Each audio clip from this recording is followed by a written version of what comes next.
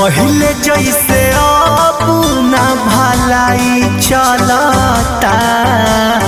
ए राजा 4 दिन सबर करी। पहले जैसे अब ना भलाई चलता। तनी हट के सूती देहिया के दवाई चलता। जवन जही सैया ओही के दवाई चलता। तनिको न सैया ढीला हाई चलता। मान जाए ना। तनी हट के सूती देहिया के दवाई चलता।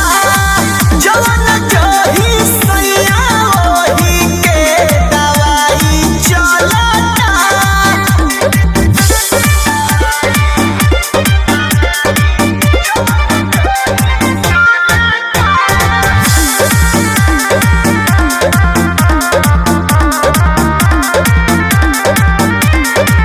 से जब पर है जकरा देह से नायंगे जकरा बानी को मजोरिया भी जानी डर में जकरा कहाँ जाए रे।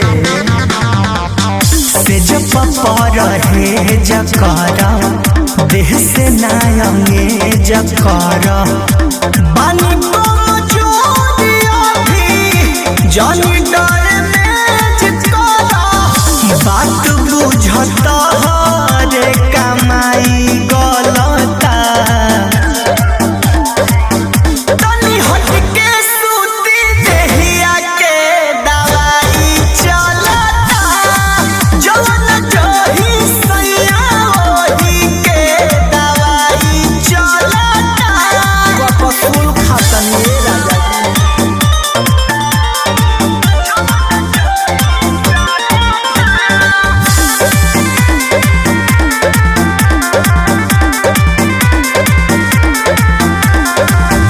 सट जानी जरिया हो खींच जानी सड़िया हो। बोलू बिशुनपुरी जानी कर बरिया हो। मान जा। सट जानी जरिया हो खींच जानी सड़िया हो।